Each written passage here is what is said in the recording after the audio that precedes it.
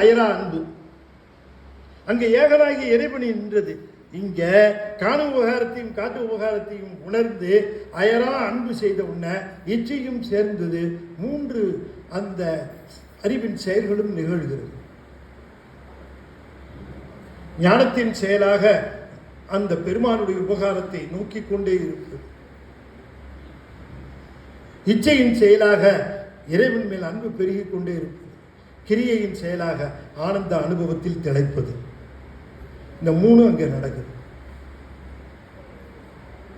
அப்ப அந்த 3 நடக்கிற பொழுது அந்த 3னுடைய நிலையில ஆனந்த அனுபவத்தில இந்த அரண்களில் செல்லுதல் என்பது, அரணுடைய திருவடியிலே தோய்தல் என்பது, அரணுடைய ஞான பதிஞானத்தினாலே விளைகின்ற ஆனந்தத்தை அனுபவித்தல்.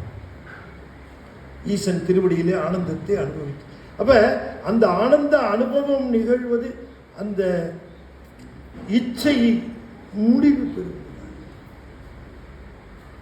இறைவனை நினைந்து நினைந்து அதை சொல்லுகிறார். இவ்வளவு தத்துவங்களினாலும் காண முடியாதவன் இறைவன் என்று சொல்லுகிறார்.